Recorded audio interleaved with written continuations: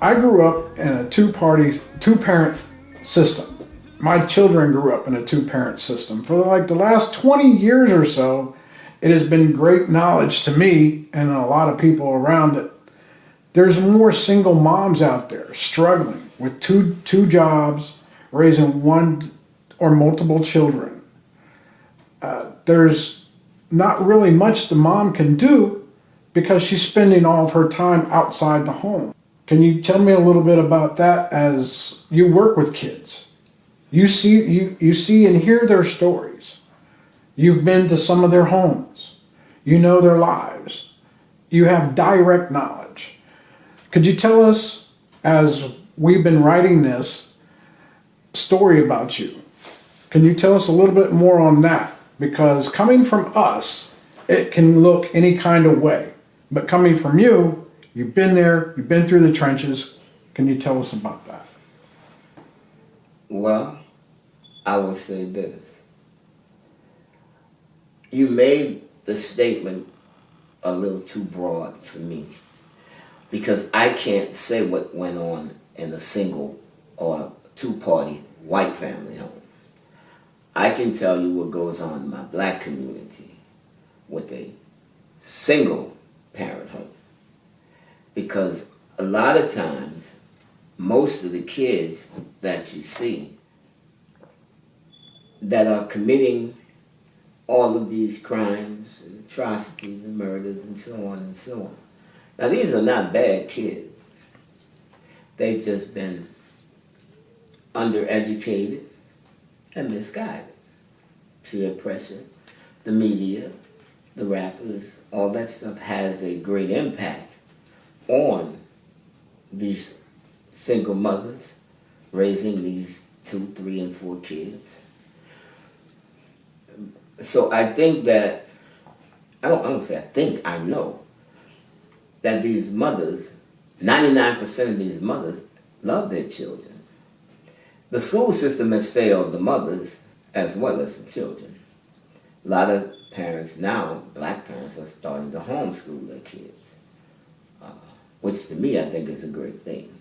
Because if the kid's not doing their work, parents at home, they can stop the video and get on their ass.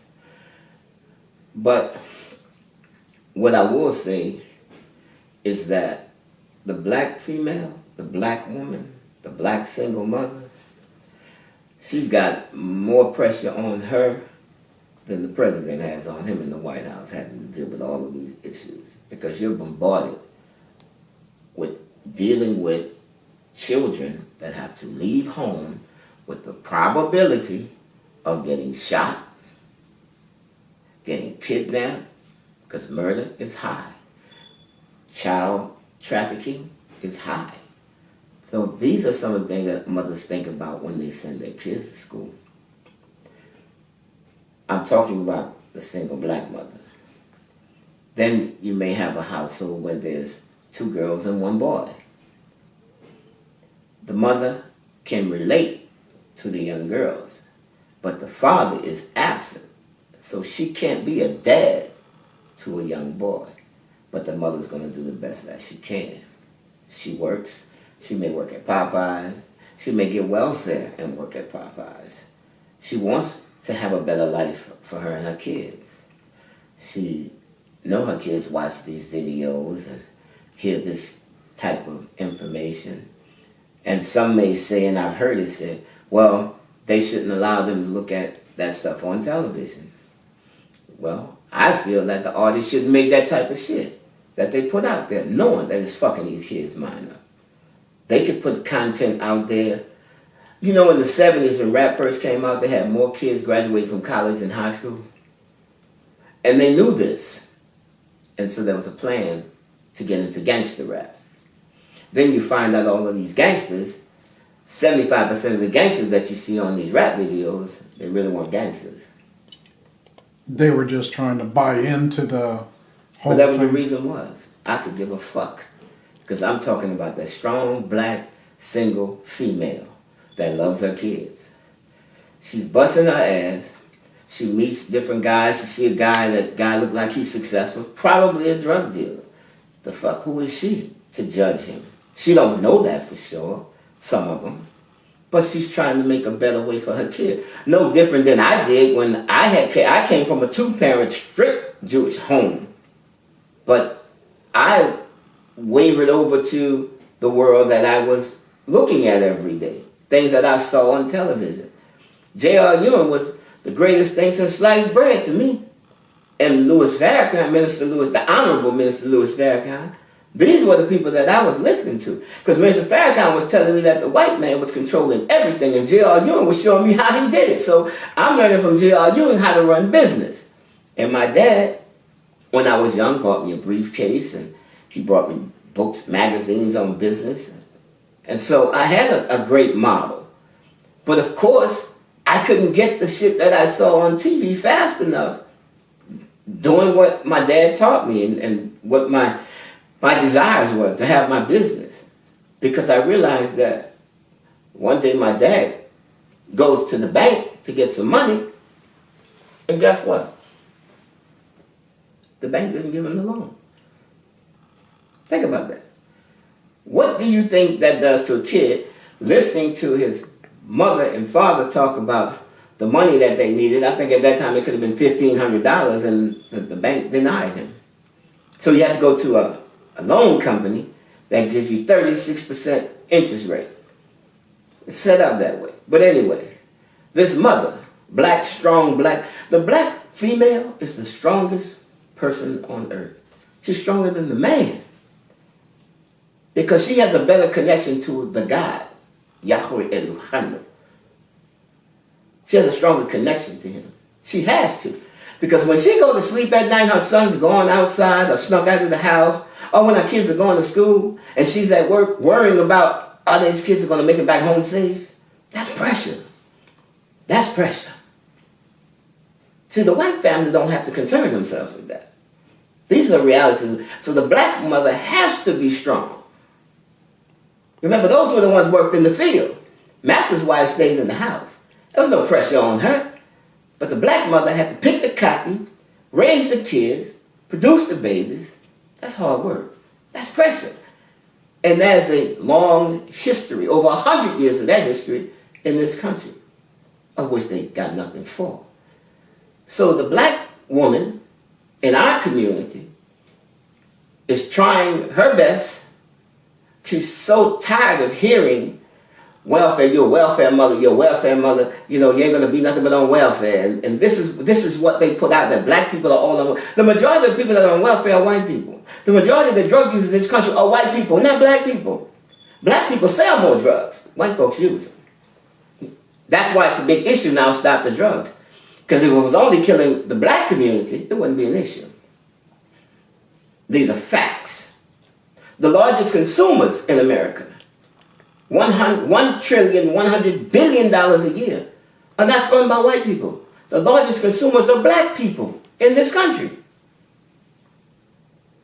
These mothers are out there scraping and scrounging, messing with this guy because he seems stable no matter what he's doing, to try to keep money to give these kids all of the things that they desire.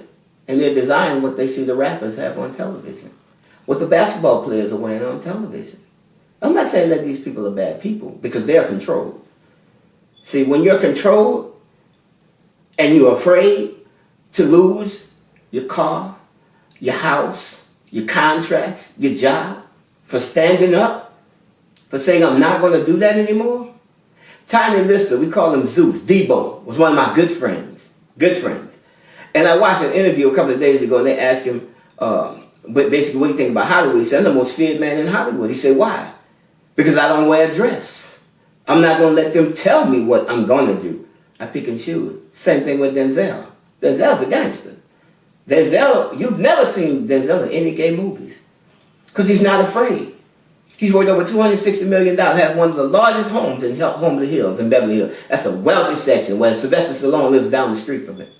I live in Beverly Hills. I can tell you where they live. I don't live in houses. I live in one penthouse on Wilshire. But the point I'm making to you is this. They're not afraid. So this content is constantly going out there, and this is what the black mother has to compete with. So then love is buying me what I want. Because, Mom, when I go outside, they're laughing at me.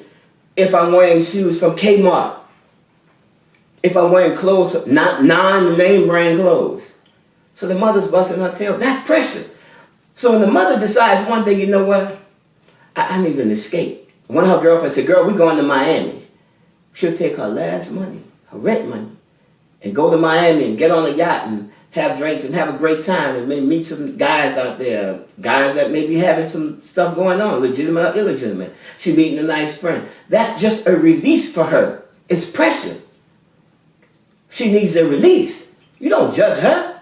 If I'm a judge anybody, I'm going to judge the media for what they produce. I'm going to judge the record companies that put my people in fear.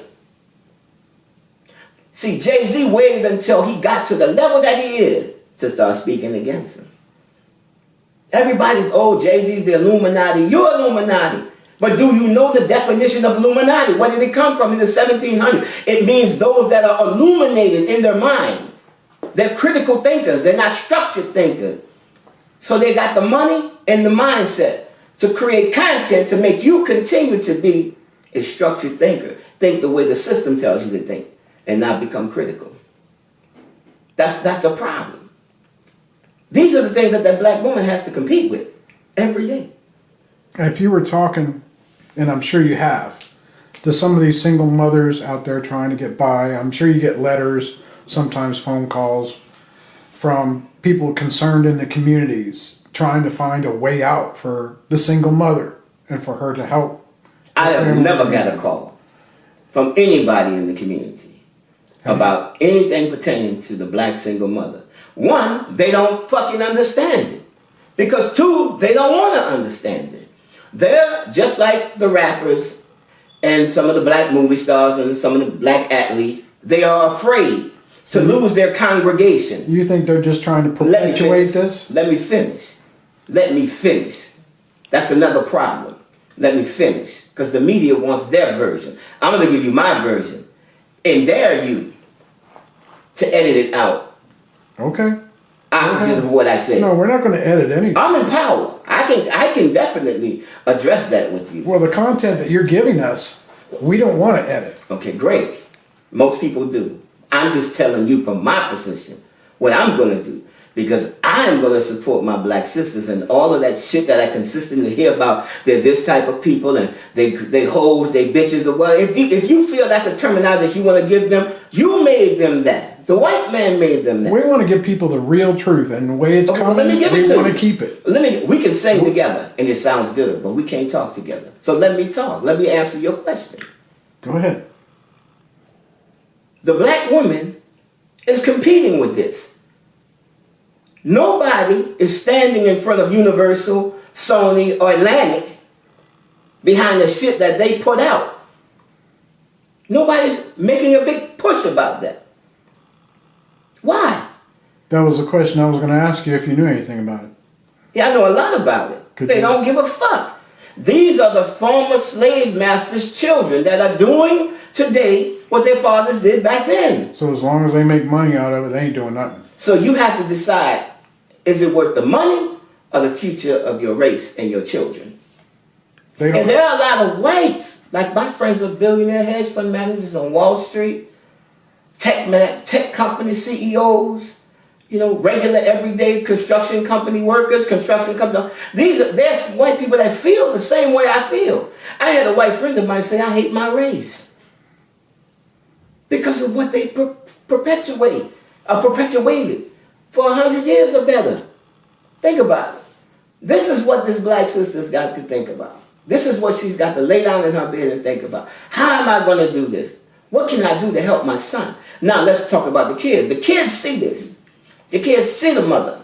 He hears the mother talking to the friends on the phone. She heard the mother say, I went to the pastor and asked the pastor for some help. And the pastor told me, if I'm not a member, I don't help. We can't help you if you're a non-member. If this child dies and wasn't a member of that church, or the mother wasn't a member of that church, they're not going to bury that kid. So you got to go to a funeral home. What the fuck is that? What kind of thinking is that? Do you think that if Jesus came as one of these parents, and nobody ever knew this, and they said, if you're not a member in that church, then we can't bury your kid? Okay, well fine, don't bury him, but give me some money to go bury him at the funeral home. They're not going to do that. I'm not saying all churches. I'm saying 95% of the churches, this is what they do. So young kids see this, and they hear these conversations that their mothers are having, and they take to the street. Now, we're close to time. Is there something that you want to talk about in the last few moments of this video? Yeah.